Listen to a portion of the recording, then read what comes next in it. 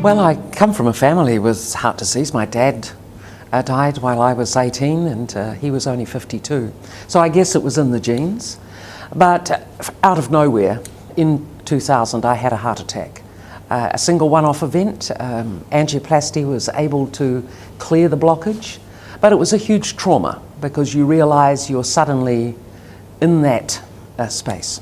I was delighted that I survived it, and you know, for women often a third of us don't. But having survived it, I was very determined that I would then try and think about what I needed to do. So my story beyond the heart event was relying heavily on the Heart Foundation's advice and others' advice on what next, but also me looking back and looking forward. I think the other part of the heart story was dealing with the physical, but then telling my mind I could keep living.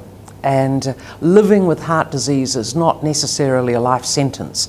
It's a life-changing event, but if you take control rather than let it control you, it can be a very good platform for the next part of your life. The low initially was denial. I, having been health minister for heaven's sake, actually stalled calling a doctor, even though I was having a heart attack. My message to you is, if you see or experience that, don't wait. I was very lucky. So the shock of it being a reality, the shock of finding yourself in it. There were some other personal pressures because I was in public life and you know, I was trying to deal with it, but others were piling in on me, and that didn't make it easy. It initially made me close down. But as I came through it, and that period of 6 or 8 weeks of having to choose whether it would control me or I would try and take control.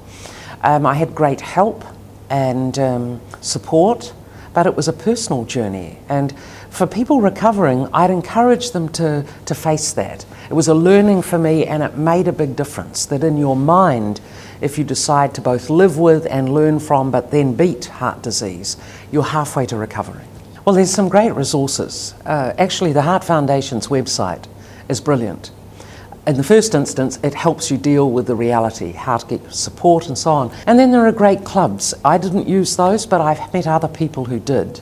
I think the trick with heart disease is it is a journey, and it's often something you're going to keep on, a journey with life, trying to duck other events ahead of you. But there's some brilliant support if you want to take it, and I would encourage you to do so.